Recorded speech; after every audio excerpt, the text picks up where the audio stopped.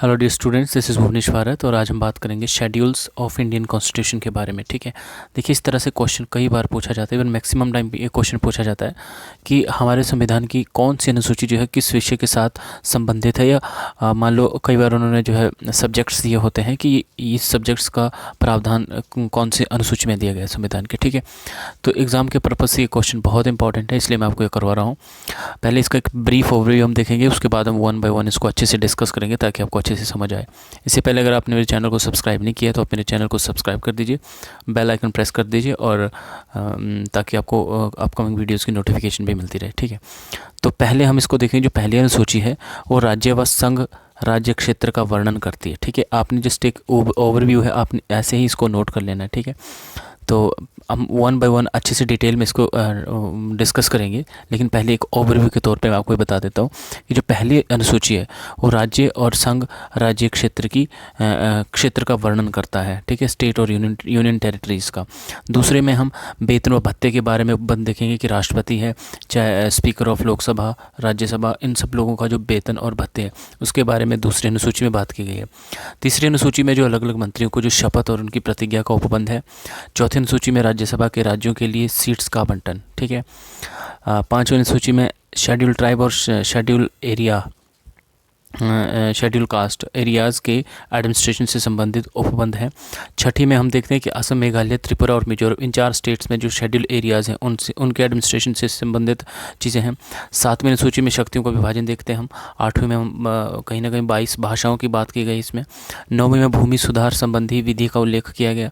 10वीं में दल बदल संबंधी उपबंध है। 11वीं में पंचायती राज और 12वीं में नगर पालिकाओं संबंधी प्रावधान है। ठीक है, तो आप इनको एज ए एक फुल फॉर्म में आप नोट कर लीजिए। तो वन बाय वन आप हम इसको डिस्कस करेंगे अच्छे से। जो फर्स्ट अनुसूची है, फर्स्ट शेड्यूल है, उसमें कहीं ना कहीं राज्य एवं संघ राज्य क्षेत्र का वर्णन किया गया। ठीक है, means name of the state and their territorial jurisdiction, name of the union territories and their extent. ठीक है, केंद्र शासित प्रदेश और राज्यों का जो है जो प्राधिकार है, ठीक है, वो कहाँ तक है, उनका नामकरण करना, उनका क्षेत्र डिसाइड करना, ये सारी चीज़ें कहाँ पे आती है, पहली अनुसूची में आती है, जो कि भारतीय संविधान के आर्टिकल 1 से 4 आर्टिकल को कवर करता है। ठीक है, तो ये क्वेश्चन भी कई बार पूछा जाता है कि हमारे संविधान की पहली अनुसूची किस विषय से संबंधित है, या मान लो उन्होंने ये विषय बोल दिया कि स्टेट और यूनियन टेरिटरीज़ का अगर नाम चेंज करना हो या उनका क्षेत्र डिसाइड करना हो, तो ये सारी चीज़ें भारतीय संविधान की किस अनुसूची में आती है, तो वो पहली अनुसूची में आती है। ठीक है, नेक्स्ट हम देखेंगे। यस, तो जो सेकंड शेड्यूल है हमारी, इसमें वेतन और भत्तों के बारे में उपबंध है, जैसा कि हमने पहले भी देखा।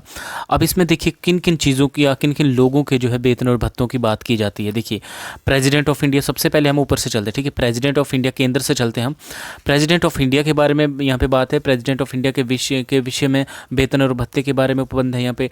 ठीक है, speaker and deputy speaker of Lok Sabha, Lok Sabha का जो उपाध्यक्ष और अध्यक्ष है उनके विषय में यहाँ पे बात की जाती है। Chairman and deputy chairman of Rajya Sabha, Rajya Sabha का जो चेयरमैन और डेप्यूटी चेयरमैन है, ठीक है, उनके वेतन और भत्तों के विषय के बारे में। फिर हम आते हैं हम स्टेट में। ठीक है, गवर्नर ऑफ द स्टेट, ठीक है, स्टेट का जो राज्यपाल है। उसके बाद speaker and deputy speaker of legislative assembly, ठीक है, राज्यों की जो विधानसभाएं हैं, विधान पालिकाएं हैं, उनके जो स्पीकर और डेप्यूटी स्पीकर के बारे में।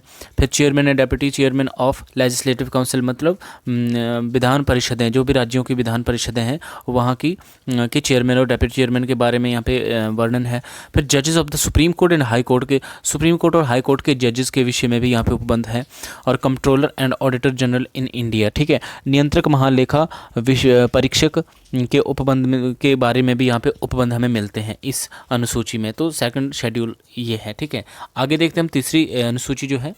यस, तो नेक्स्ट हम देखते हैं तीसरी अनुसूची से थर्ड शेड्यूल। इसमें क्या है, शपथ पत्र अथवा प्रतिज्ञान के विषय में उपबंध है, जिसमें किन किन मिनिस्टर से जो शपथ ली जाएगी, जैसे यूनियन मिनिस्टर्स हो गए, candidate for election of parliament, parliament के लिए जो इलेक्शन लड़ने वाले जो कैंडिडेट है उनसे शपथ पत्र लिया जाएगा। मेंबर ऑफ द पार्लियामेंट, ठीक है, जजेस of the supreme court and high court, high court और सुप्रीम कोर्ट के जजेस भी फिर हम स्टेट मिनिस्ट्री पे आते हैं। जैसे पहले हमने यूनियन मिनिस्टर के बारे में बात की, अब स्टेट मिनिस्टर्स के बारे में। तो state ministers member of the state legislature and candidate for the election of state legislature. बाकी हमने हाई कोर्ट की बात ऊपर पहले ही कर ली कि जजेस of the supreme court and high court. तो इन सब लोगों के जो है शपथ पत्र और प्रतिज्ञान के विषय में उपबंध कहाँ मिलते हैं हमें? तीसरी अनुसूची में। नेक्स्ट हम देखते हैं। नेक्स्ट है हमारे पास चौथी अनुसूची, जिसमें allocation of seats in Rajya Sabha to the state and union territories. Means Rajya Sabha के लिए स्थानों या सीट्स का आवंटन किया जाएगा, किसके लिए? स्टेट के लिए और यूनियन टेरिटरीज़ के लिए। राज्य और जो केंद्र शासित प्रदेश है वहाँ से कितने मेंबर्स जो है राज्यसभा में जाएंगे, इस तरह से यहाँ पे ये प्रावधान किया गया है चौथी अनुसूची में कि राज्यसभा में राज्यों व केंद्र शासित प्रदेशों के लिए स्थानों का आवंटन। तो चौथी अनुसूची में प्रावधान हमें मिलता है। नेक्स्ट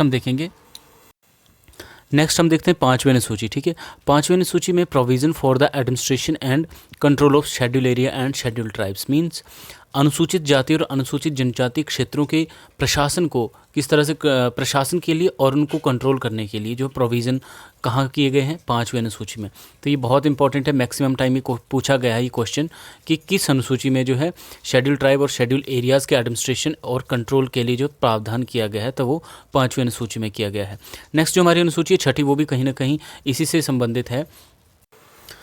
छठी अनुसूची में क्या है कि provision relating to the administration of tribal areas in the state of Assam, Mizoram, Meghalaya and Tripura. ठीक है, ट्राइबल एरियाज़ की ही बात की जाएगी, इसमें भी ट्राइबल एरियाज़ के लिए ही एडमिनिस्ट्रेशन की बात की जा रही है, लेकिन कहाँ पे? असम, मिजोरम, मेघालय और त्रिपुरा। अब आप ये कैसे याद रखेंगे, क्योंकि कई बार एग्जाम में ये पूछा जाएगा कि छठी अनुसूची में किन चार राज्यों के लिए जो है, किन चार राज्यों के ट्राइबल एरियाज़ के लिए एडमिनिस्ट्रेशन की बात की गई है। तो असम, मिजोरम, मेघालय और त्रिपुरा, इसका एक छोटा सा मैंने निमोनिक्स बनाया। जैसे आज मैं त्रिपुरा में हूँ, ठीक है, आज मैं त्रिपुरा में हूँ, तो आज में से आप आ ले लीजिए जिसका बन गया असम। ठीक है,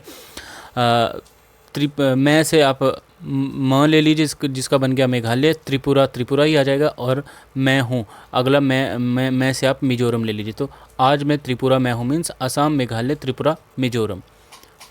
ठीक है, तो ये है इस तरह से। आगे हम देखते हैं।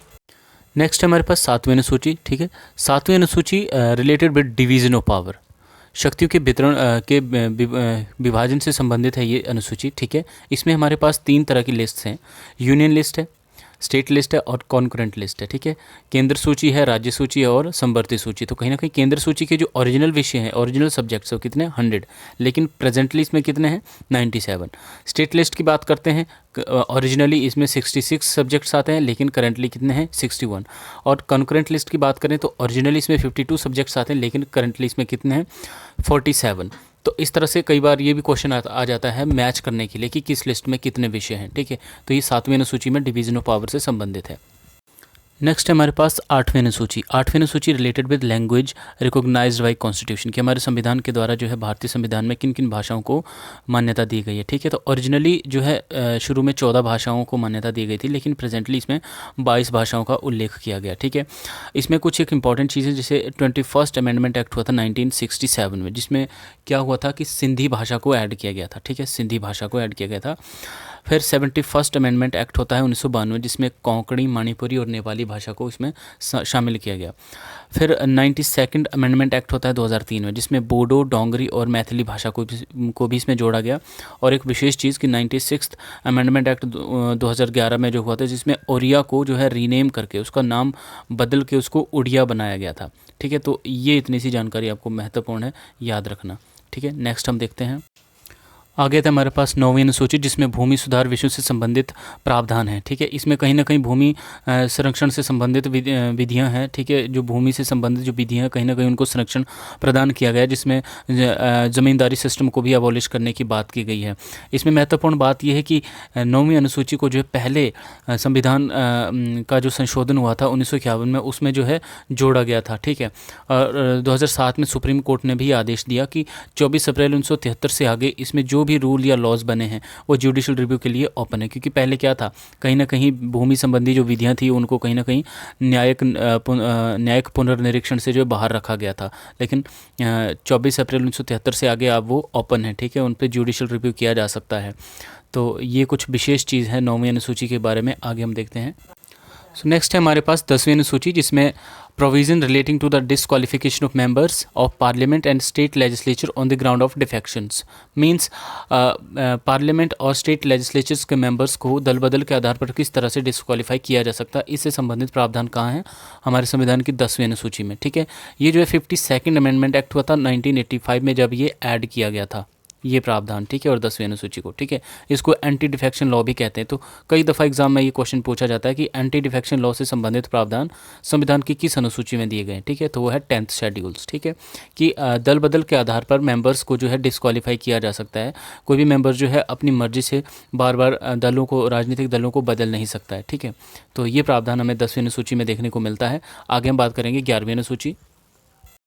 नेक्स्ट हम 11th शेड्यूल के बारे में बात करेंगे, जिसमें पंचायत से संबंधित प्रावधान है। देखिए इसमें पंचायत की पावर क्या है, रिस्पॉन्सिबिलिटीज़ एंड अथॉरिटीज़ से संबंधित ये 11वीं अनुसूची है।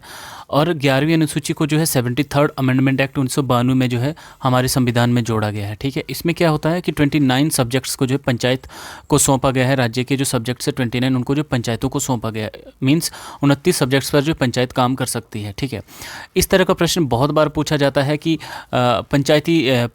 पंचायती राज या पंचायत से संबंधित प्रावधान किस अनुसूची में है और इसमें कितने विषयों पर ये जो है काम कर सकती है। ठीक है, तो वो 11वीं अनुसूची में है, जो कि 73rd अमेंडमेंट एक्ट 1992 में जोड़ा गया था। और इसमें 29 सब्जेक्ट है जो कि पंचायत के अंडर आते हैं। ठीक है, 12वीं अनुसूची भी कुछ इसी से संबंधित है।